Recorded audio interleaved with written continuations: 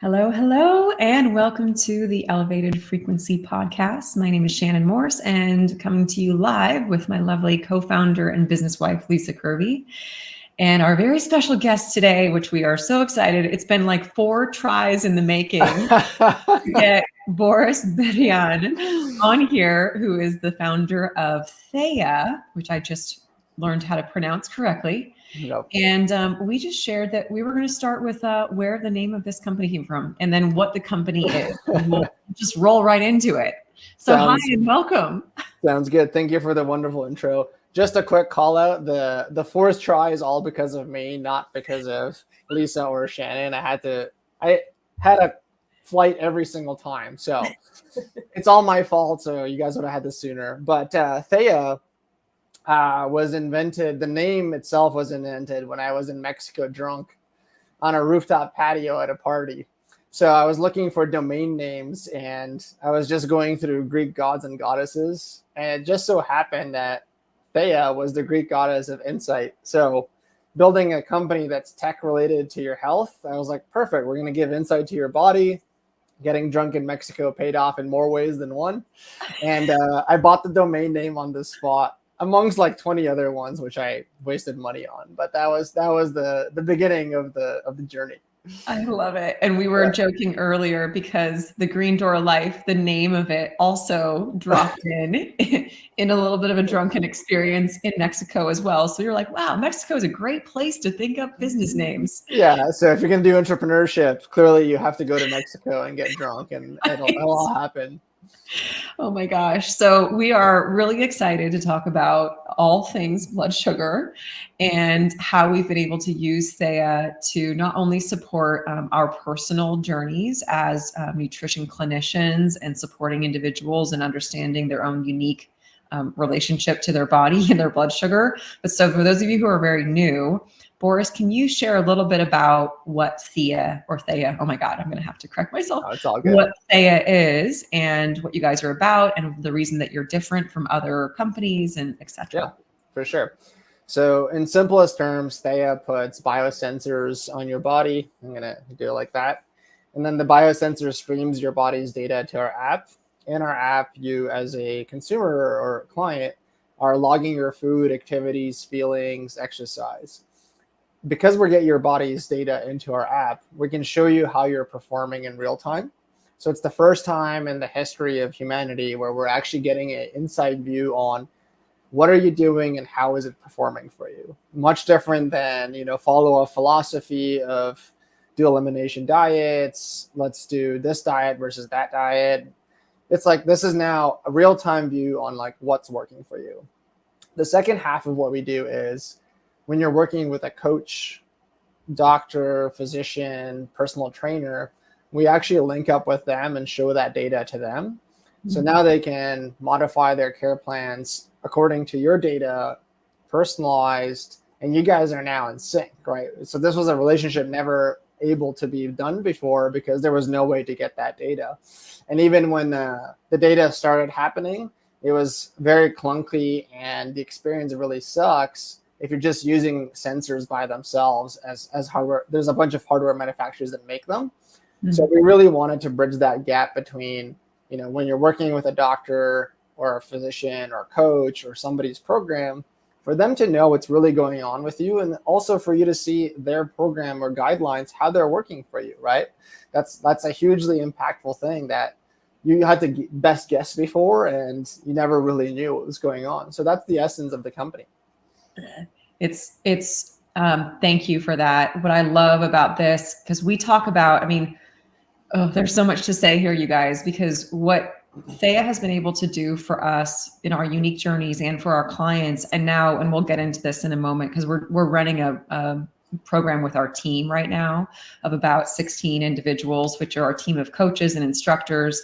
And what Theia has enabled us to do is actually do small group studies on individuals who are not actually necessarily looking at pre-diabetes or any sort of markers like that, but are really looking to understand how their sensitivity to their environment is affected and how it shows up in their blood sugar.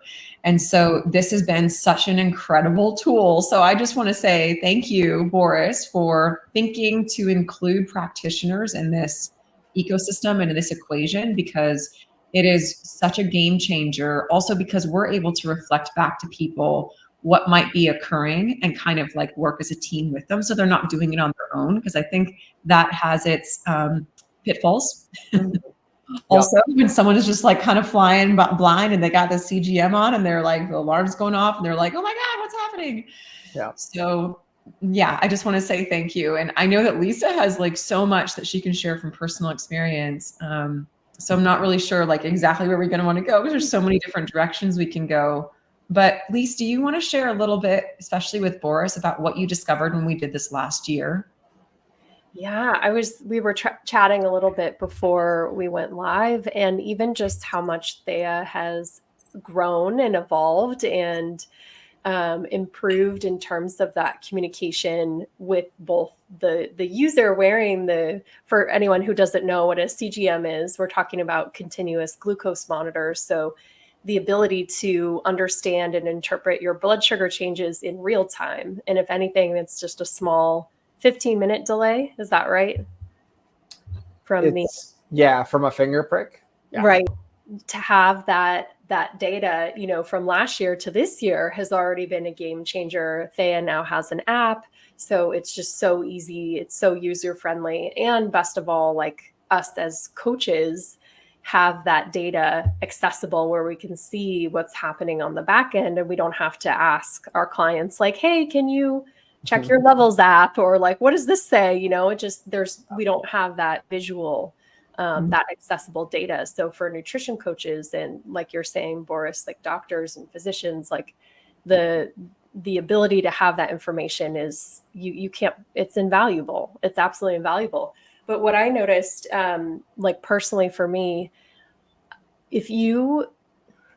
I'll put it this way. When people ask me, clients, should I wear a CGM? Should I get a CGM? I'm like, yes, if you are working with someone to interpret the data, because more information is not necessarily better if you don't know what to do with it. So yes, of course, there's experimenting and whatnot, but what we've refined in the past, like 2 years, essentially, is going down the rabbit hole, because we were like, oh my God, all of these, we're seeing people and we're getting this data in real time of people who are having blood sugar spikes or elevated glucose upon rising. And that just sent me down the rabbit hole of like, what else is there? Like, it's not just carbohydrates, y'all. And so this really led us down the path of getting even deeper into education with hormones and stress. And like what I think is missing from a lot of the blood sugar conversation, and I'd love to hear more from you, Boris, about the impact of stress. Yeah.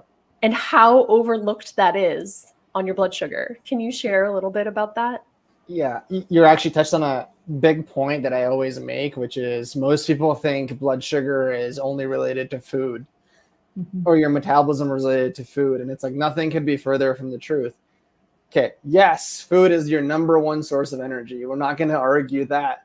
But how you metabolize that food or how your body uses energy, all of the other things make a huge difference.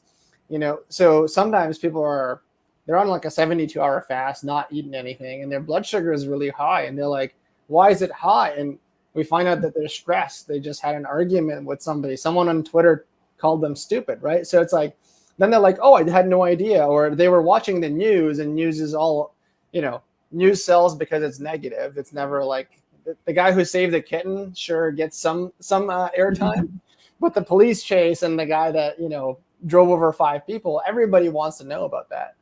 But people are going, oh, I never thought that actually has an impact. You're like, yeah, because in theory, people tell you that, but unless you actually see it happen to yourself, it's hard to believe. Because you're like busy, you're like, I don't want to pay attention to this advice, etc. And so I think that the biggest takeaway is your metabolism is very dynamic. It's not just food. Stress is a huge thing. If you do everything the same for 2 days in a row, but you didn't sleep as well, it's going to look different, right? And so you can now make those adjustments if you are a little bit more tired and things are a little bit more out of sync. Maybe that's the day to take a little bit easier, right? And so you can make those decisions now versus having to guess. And I think that's been one of the biggest takeaways is people are going, oh, it's not just food. Everything has its place and time. And the same food you could eat 3 days in a row and it'll act differently. And why is that? Timing, if you're tired, are you stressed? How are you thinking about the food? You know, there's all these factors now that are coming into play. It's so cool. It's so cool to have the real-time feedback like that. And it's really been such a game changer because what we teach our clients about, you know, blood sugar regulation and how like food combining will help to support blood sugar, and how you start your morning will impact your blood sugar. Yeah. So we talk about this all the time, like filling your cup first with things that'll be positive and stress management and light, and how that will affect the rest of your day. And then with the CGM, we're like, oh, and it's literally affecting your blood sugar. It's not even an emotional, mental concept.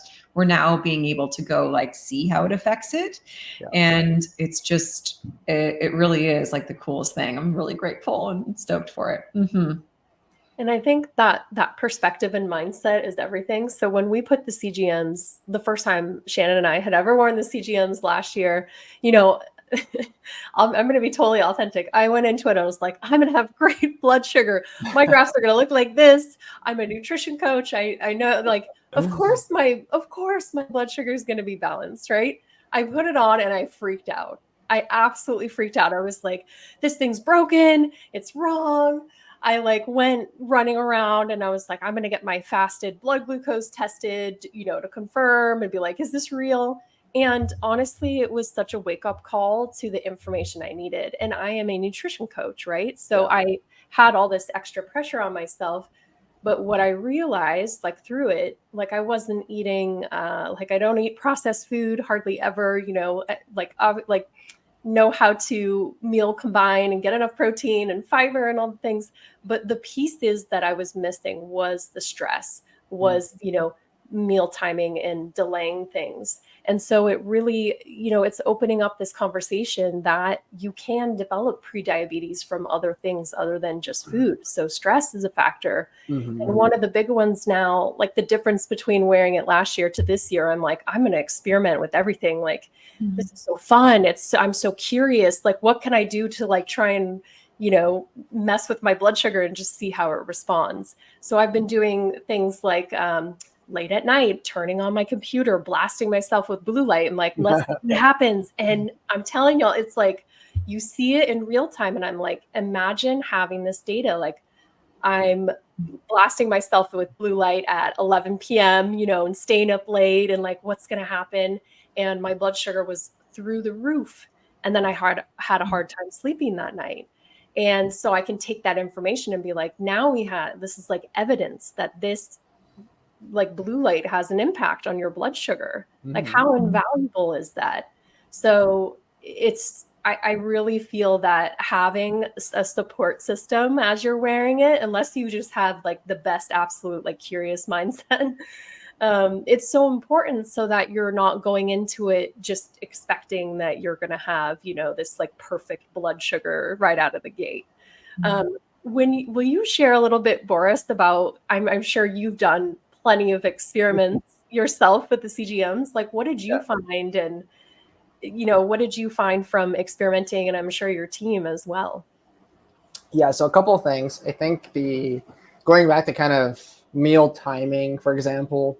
So I went to a restaurant one night and I believe it was 3 or 4 tacos. So we're talking like probably 20 grams of carbs each, so like 60 to 80 grams of carbs.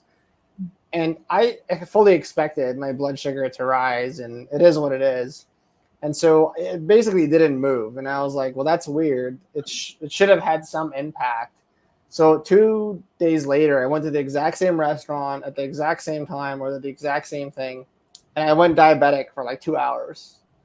And so then I was like, well, hang on a second. How is that possible? And I realized the first time I went, I had about 10,000 steps in me in a 1 hour workout right before that meal. And the second time I had only 6,000 steps in me. I had no workout. So it's not that the tacos were bad. It was that fuel source got used differently because the day I had it first time, I was in a different state versus 2 days later, right? And so this is the whole point. It's like good, bad, bad food, good food. It's like we shouldn't think of it that way. It's when do you need fuel and what type of fuel source is as important. And if I was stressed, I'm sure it would have also been different, right? I could have had a very bad response on the first one. So that was one of those examples I like to really give, because it gives people that perspective of, oh, okay, now I'm starting to really understand what all this stuff means versus just the theory. The second thing that is interesting, we're actually seeing a lot of people under eating, and I think your audience might have some of this just because of who you cater to. There's some people that their blood sugar is pre-diabetic, sometimes borderline diabetic, and they're on 1,000-calorie diet doing HIIT cardio daily. So when the providers are seeing that, they're going to the clients and saying, your body literally doesn't have enough energy, so it's making its own sugar to keep up with the expenditure that you have, right? Like, like 1,000 calories, basically like very low, and then you're also expending a lot of your energy. So if we increased the amount of food that you're eating, the blood sugars would come down because it has enough energy. Like, you don't have to create it all the time. People are like, oh, I had no idea, right? It's like, okay, now we're getting into, you can see it, and here's what's actually happening versus, no, I know what I'm doing is good for myself. And there's just nothing more empowering than that feeling of like somebody's proving to me what's going on and then guiding me through to the right steps. And I don't have to fight them on it anymore because it's from my body, right?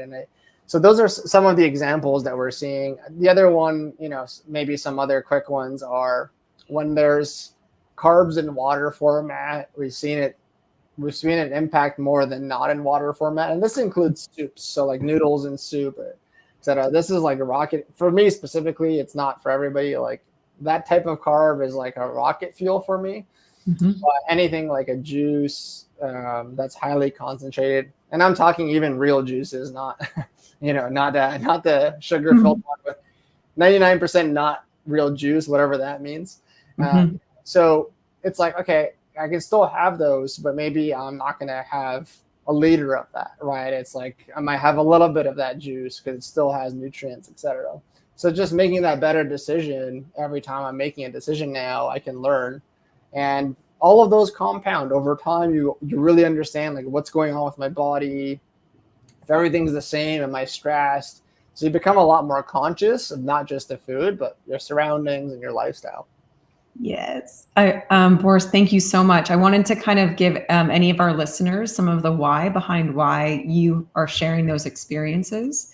So the first one with like the taco experience, I love that you had the same meal like on 2 different days with different environments and like things for your day. So when we have a workout and when we've been very active, and especially if it's like a post-workout meal, just for our listeners, our ability to metabolize carbohydrates and protein increases about 50%.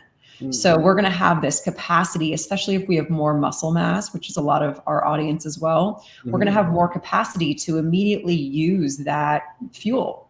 And so we may not have that same spike. So I love that you're using that as an example, because that's something that we teach, and then you're noticing it in real time, and it's so freaking cool. And then the other one, in terms of like what you were calling like a liquid carb, whether it's like fruit juice or, it's like a noodle or whatever that is. So we always share in our containers, the science of 1 molecule of glucose retaining 3 molecules of water. And so when it does that, it pulls in immediately into the bloodstream and thus has a faster or more rapid sugar spike. So when we understand that, and then we can see it immediately, it's like, it's the immediate, like you learn it and then you see it and then you choose what you want to do with that information. Yeah. Right.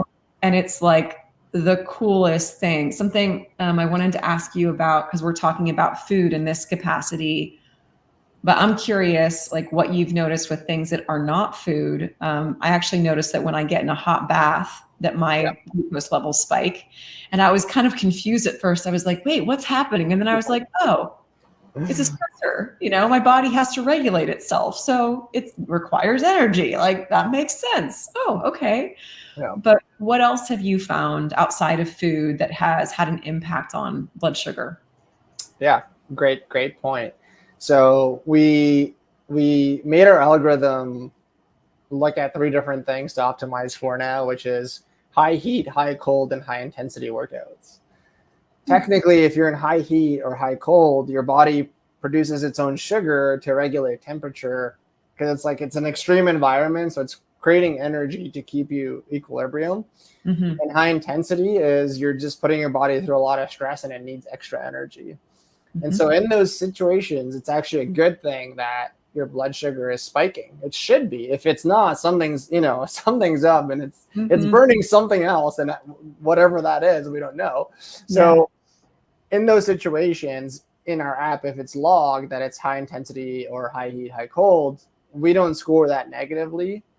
The caveat here being, if something is too strenuous, like you did too much of it, or you were in the sauna for too long, then we'll deduct points if it was your body is taking a really long time to recover, right? It should have already recovered, but it didn't, and it's 3 hours later. Okay, we're going to deduct some points, so next time, okay, maybe I tone it down a little bit. So those are kind of the ways that we're starting to catch and automate some of these insights, where you don't even have to make that decision. It's like, here's why this happened. But those are really the main 3 that are, in a sense, a healthy spike. Everything outside of that, I was in a cold plunge, and the same thing happened the first time I did a cold plunge with a monitor on. It was spiking like crazy, and then I came out and it stabilized, and I was like, that makes a lot of sense, actually. When I thought about it, like you, Shannon, I'm like, why did okay, it makes a lot of sense, right? Like, my body's in like -30, and it has to do something, right? Yeah. So, or else I'm not going to exist anymore, which I don't want either. So yeah, so those are like the main kind of 3, and then outside of that, there is some interesting ones that are not necessarily good for you, but interesting.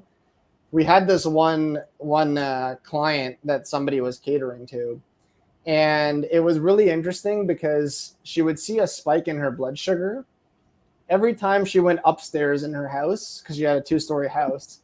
And then she'd come back down, and it would be, there's nothing going on. Like it's all good, right? And so we were kind of digging into this, and the provider was very, very experienced. So she made her do a mold test in her house. And lo and behold, there was mold in the upstairs, but not in the downstairs. Wow. So her body was reacting when there was mold exposure upstairs, but not downstairs when it was all clear. And I was like, here's something I didn't even expect, to catch it. But these are some of the things, like the environment now. Like, is there toxins? Is there electromagnetics around you? Are you affected by those more than somebody else? We're now starting to get people who are questioning these things and letting us know. And then we're like, that's a really cool thing to consider to build into the tech. If we can attack all these variables and start isolating them, then we can get to the root causes faster versus just diet. Wow, that is so cool. I know. So good. Yeah. So good. Boris, I have another question of something that we've just kind of seen over time with doing these groups.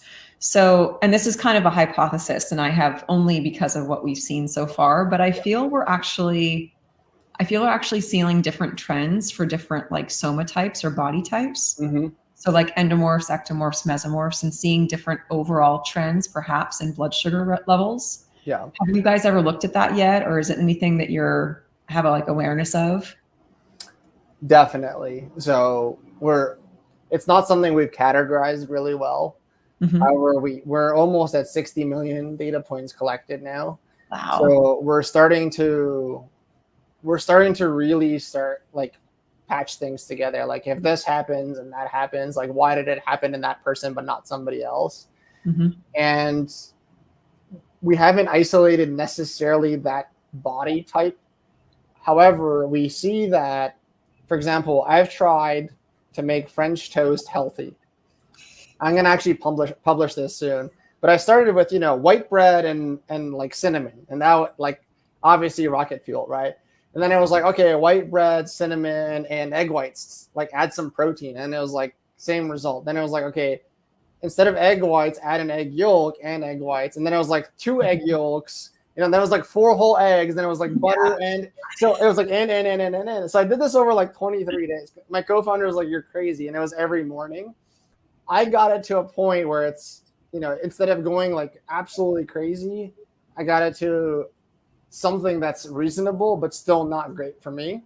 And then I had somebody else try like the first version of it, and they had almost no effect. And I was like, come on, that's so unfair, because I was like, so French toast isn't something that doesn't necessarily does well for me, but for that person, it was not something that was huge.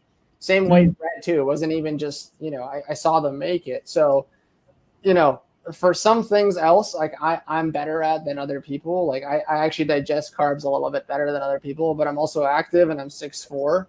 So I think my body can just take more energy, like just naturally daily. I have more energy expenditure than the layman person, right? Because I'm 6'4". So it's just like this massive frame that my body has to carry. Yes. But those are the things that we're working on now. And we have seen like those mesomorph type, just athletic builds are a little less prone to things than other builds, right? Like I'm an ectomorph by nature, so I was always tall and skinnier, and I have to work hard to build muscle.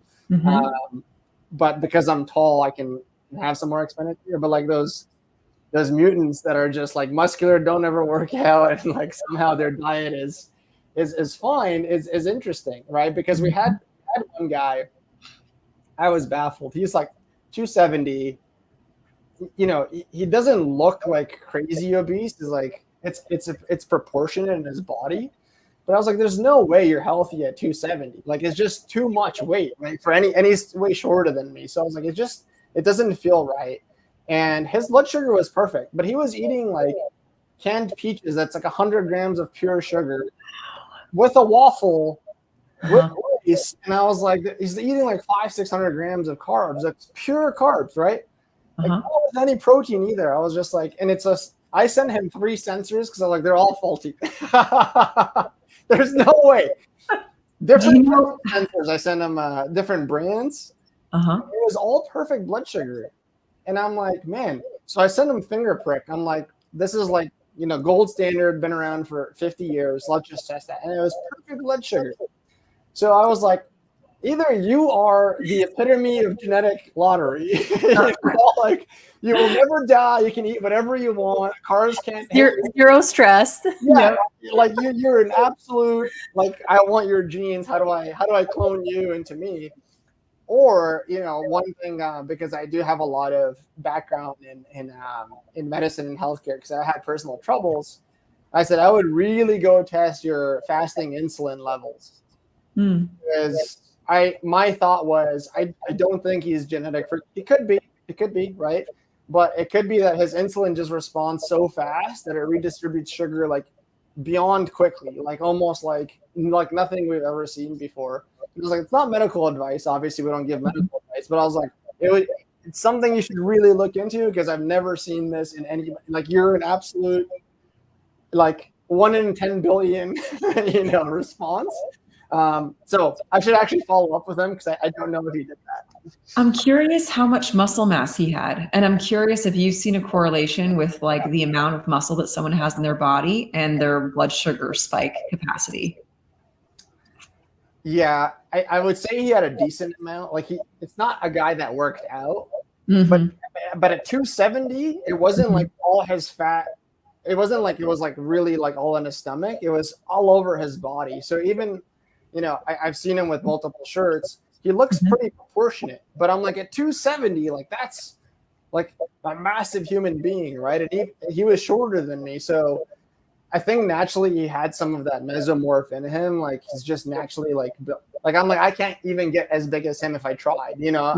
I would have to eat for 10 years like 6,000 calories. Yeah, I can't do it. I broke 200 once in my life, and I'm at 6'4", and that was like a full-time job. Yeah.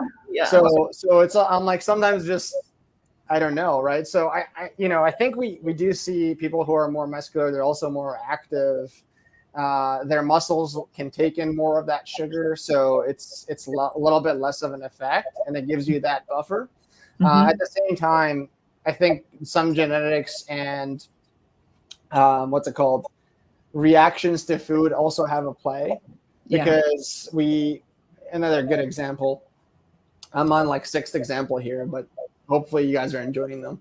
Mhm. So we had this one person, she was eating mostly protein and fat, and then she would have like 4 or 5 grams of a little bit of carbs. And it was just like diabetes to the max every time. Oh. And the provider was like, we got on a call. She's like, it doesn't make any sense. So we were going through the variables, and we got to the point of, well, maybe she's allergic to something in that food. And so when she did some extra testing, she found out she's like extreme celiac disease, or Wow. at that point. So the little bit of carbs was gluten. So the gluten was setting off inflammation in the gut, and therefore the metabolism was responding and creating energy to soothe that inflammation. And in that case, like, she was pretty muscular, worked out all the time, shouldn't have had any problems. But it was, man, something is off every single time. How is that possible? Like, eating clean food, it wasn't even processed, right? And so in that scenario, it was just a food intolerance, and getting rid of that, like, her energy improved. There was no more spikiness. Different types of carbs were introduced, and it was fine. So it was just like she was in pain. They were working for like a year, and it was like they didn't know until they put the monitor on, and then the exploration was just easier after that.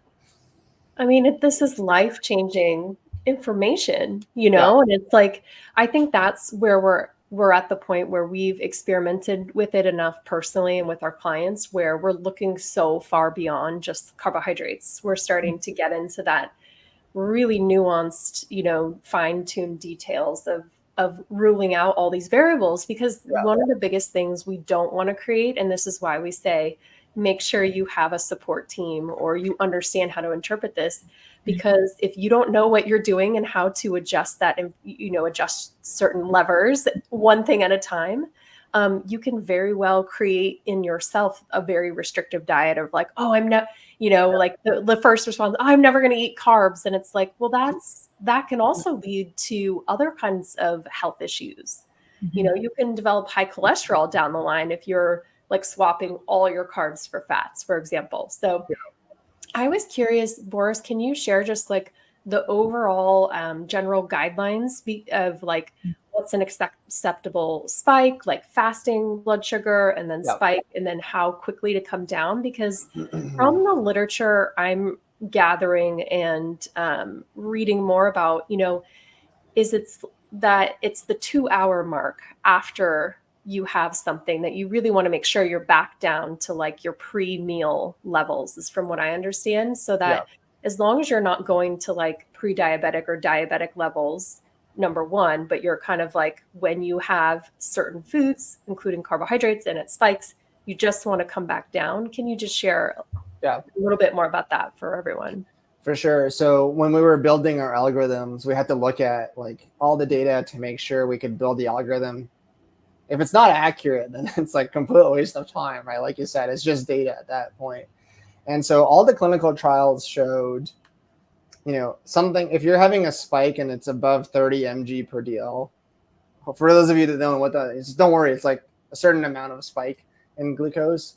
If it's above that, it's technically a abnormal stressor, right? So you're producing more sugar or energy than maybe necessary from that source of whatever the source is.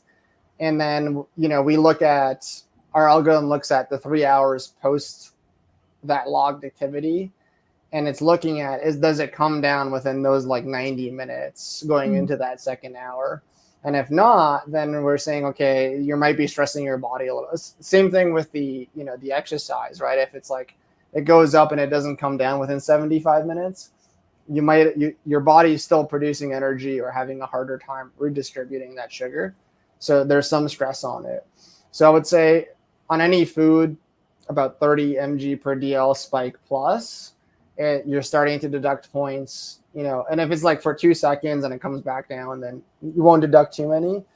And then in terms of average daily glucose, we look at around under 110. If you can be under 100 is like optimal given clinical trials, and fasting glucose between 75 to 92 is like very, very ideal, right? So you can still be in normal ranges. And this is where the literature is a little bit tricky, because there's different organizations that say different things. Up to 100, right? Fasting is healthy. But it's like, if you're 85 versus 100, that's a big difference, right? Mhm. So I'm giving the optimal ranges that clinical trials have shown in healthy individuals wearing glucose monitors. Those would be the metrics. One thing that we try to do is, for the end user, not so much focus on those numbers. And the reason is, people, when they're living day to day, includes myself, right? I really don't want to have to think about, okay, I have this number, and then that means that, and then what is the healthy, you're so busy that you just want to make a decision, and you want to know how to make that decision. That's one of the main reasons we made scores of 0 to 100. On, like, you log an activity, you'll get a score of 0 to 100. If it's 100, who cares what the level was, right? Like, you can live your life or review it later. And that was one thing that I always had an issue with everything. Like, I have an Oura Ring, I have an Apple Watch, but unless, to your point, Lisa and Shannon, like, when I'm working with a coach or a provider who I've worked with many, when they review it and modify the care plan, it's so much easier than like me having to sit down and go, okay, how did I sleep on Wednesday? And was it different? It's like, I don't want to do that. I'm busy. I have a health tech company, and I still find that tedious, right? And so I think that's a big thing in terms of, I always say to people, like, let's not try to chase a number, because what we're really wanting is, over a longer period of time, is our trend line improving. If yes, then that means we're making the right decisions. If no, we're not, right? But like that one moment in time, because you ate a cake and your blood sugar spiked, it was cake. Most likely that was going to happen, unless you're that genome freak that I told you about. Then you can just do whatever you want whenever, and it's fine, right? And eat cake every day, which he did, by the way. Anyway, I have to get him on the stream, I think, with you guys, because you'd have a good combo if he's willing. But yeah, that's my only caveat, is like, there are these ranges that we should go towards, but looking at them daily, like you were saying, Lisa, it can be very daunting and almost overwhelming to the point where after a few days, you might want to just not have it on, because you're having to use mental capacity to interpret data instead of living the life that you want to live, right? And that's always, I think, the disconnect when people are making technology to cater to consumers and or providers. It's like, how do we make that a seamless experience? So that's my long answer on the metrics and how we approach them. So it's so helpful. And I have the benefit right now of working with a client, and she didn't even tell me. She's like, oh, I found it on your website. Like, I got the CGM. I was like, yes. Like, so good. Got it before we even started together. I'm like, this is amazing. Yeah. So what's fascinating about her story, just as another example, another case study, is she noticed right away that her blood sugar would spike drastically when she went too long without eating. So she would go, like, when she hit that 5-hour mark, she gave me the feedback. She was like, look at my blood sugar, it's spiking. And she's like, I didn't even eat anything. And it was like, she noticed it. She would almost go like hypoglycemic. So her blood sugar would drop, and then it would spike. And she was like, what is this? Why is it doing this?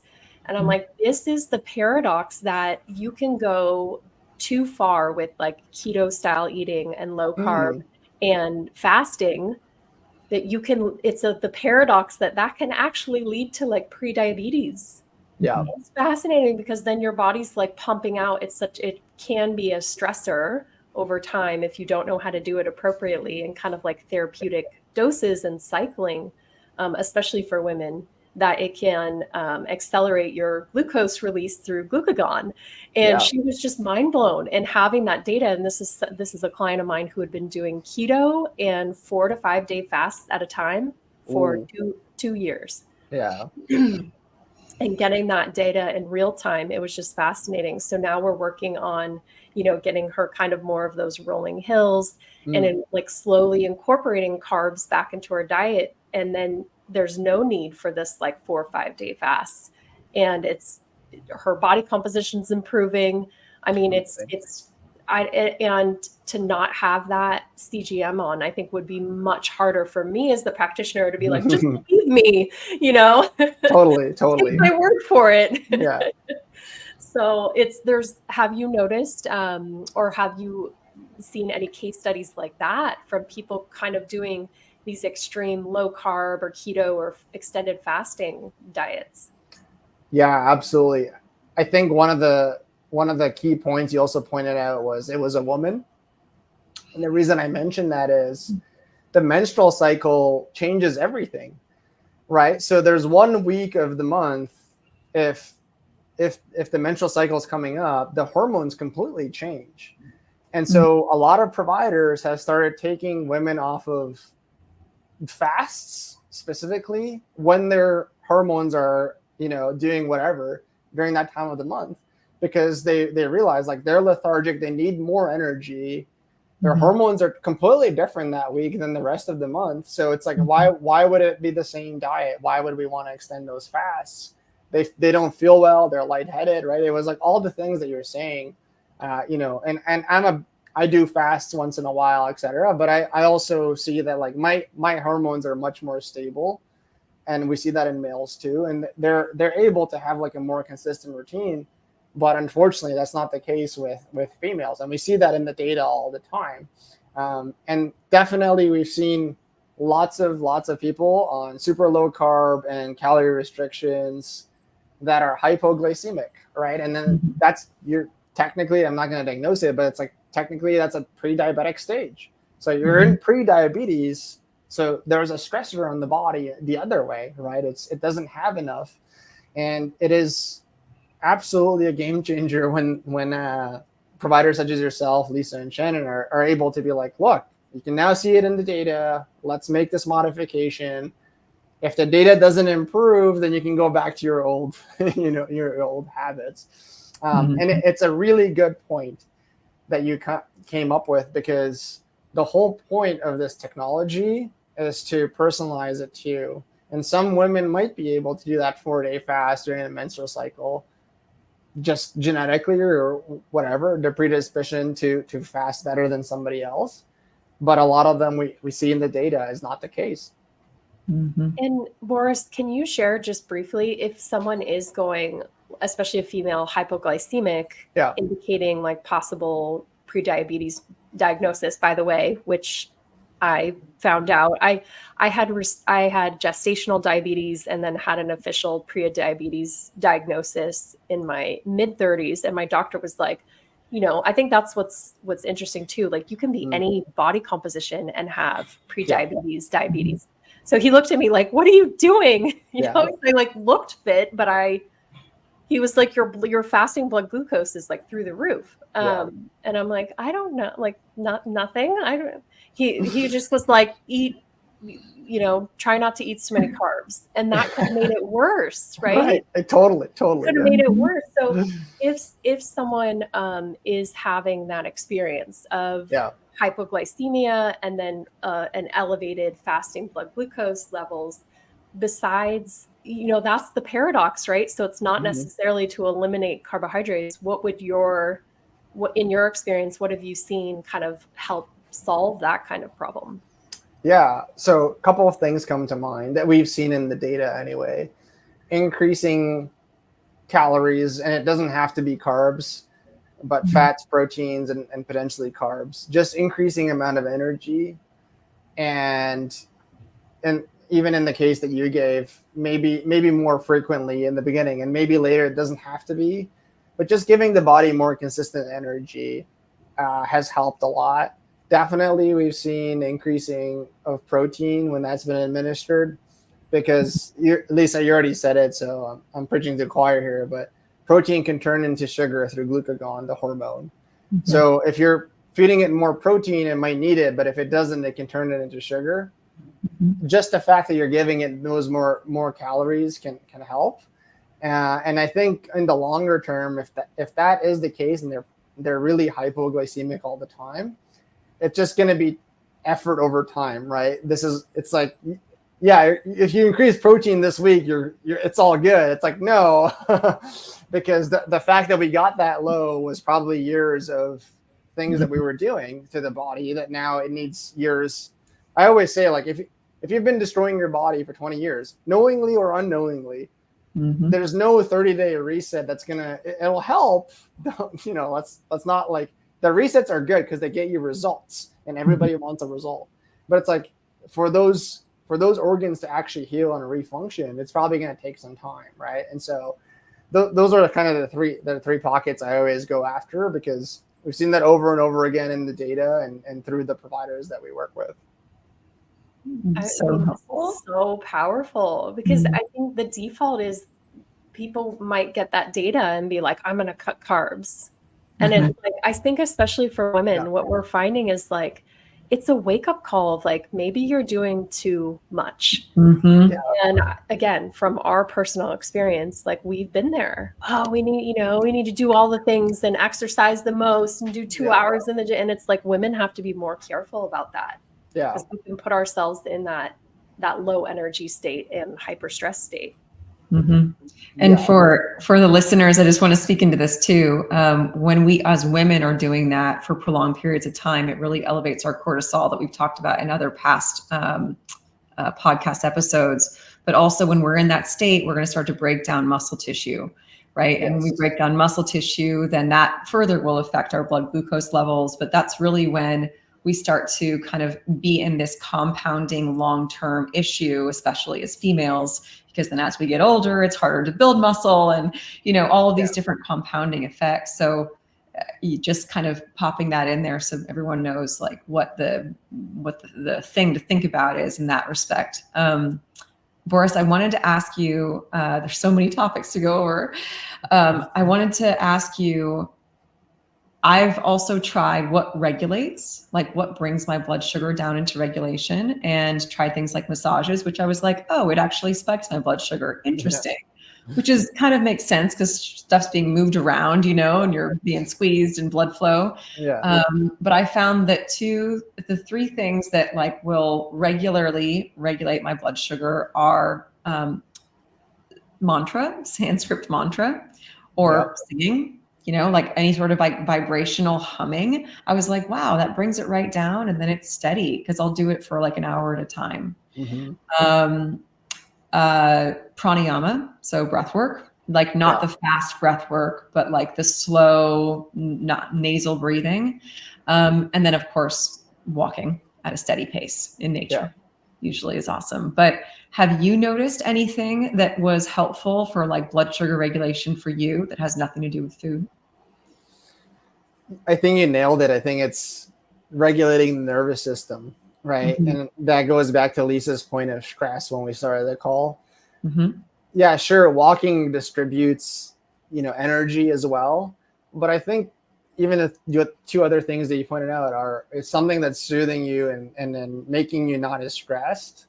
It makes all the difference in the world. I'll actually give another good example.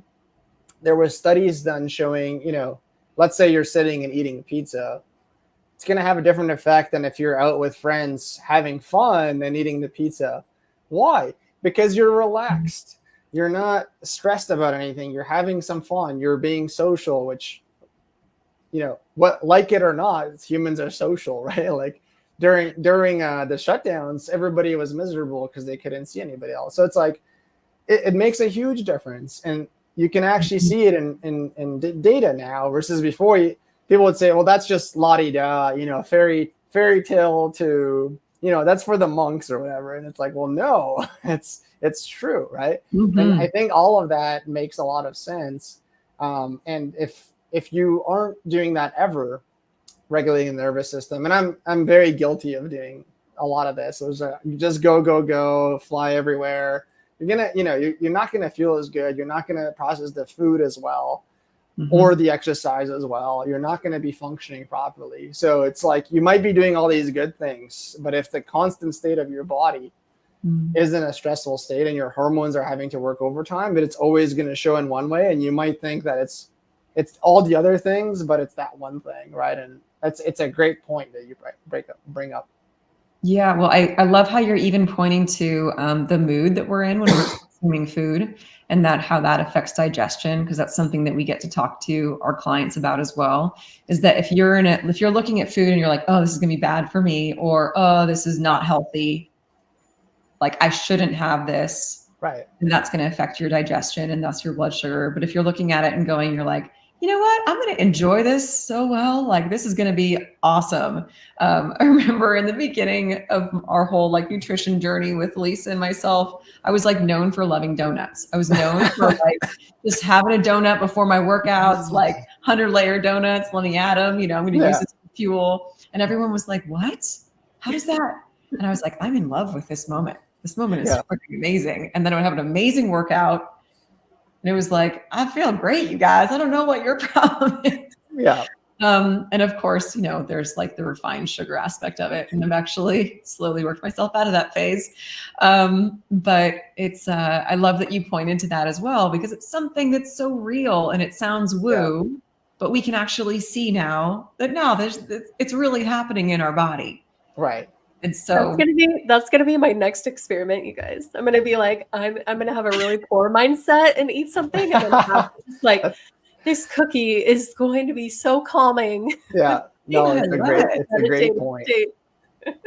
I can't wait to see your data at least. I know. Put that on an Instagram reel and TikTok. Yes. Yes. Oh man. There's so much we've covered. That hour flew by. I know. I was like, what time even is it? Yeah. Right. Exactly. Lisa, is there anything else that you think we want to touch on? I'm like, yes, we're gonna have to do a part 2 because I feel like we're just scratching the surface here, and I'm just so appreciative because I will say there's a lot of again, it's like you have to be so respectful with this information, because I think where I struggle is the practitioners and even some companies, I'm not going to say names, that are really promoting this like ultra low carb lifestyle based on the CGM feedback. And I feel like they're missing the bigger picture, and it's irresponsible and it's unethical. I'm just going to say it. And I just so appreciate, Boris, that you're discussing the infinite variables that can have an impact on your blood sugar beyond just carbohydrates. Yeah, my pleasure. And the whole here's the thing. I've had to battle 2 chronic diseases, which we'll leave for part 2. mm-hmm. And during those times, the worst, people think like being that sick sucks. Absolutely, it sucks. But the thing is, you get used to feeling shitty. Mm-hmm. What was more taxing than anything was thinking about what to do in those moments. Do I eat this? Do I eat that? And you're so tired of having to choose.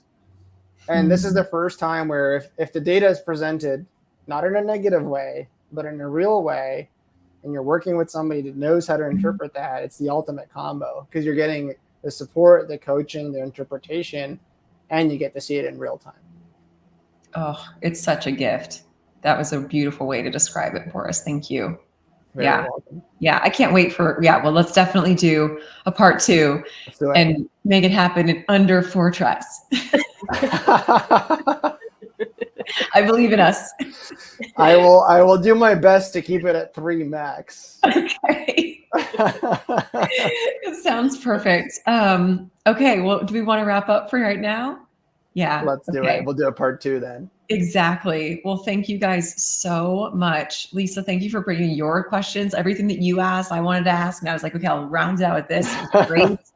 And Boris, thank you so much for just bringing this opportunity to us as practitioners, and for coming at it in such a way where it's really like removing the good and bad and just coming into like, what do you need to know to make the best decision for yourself and your body?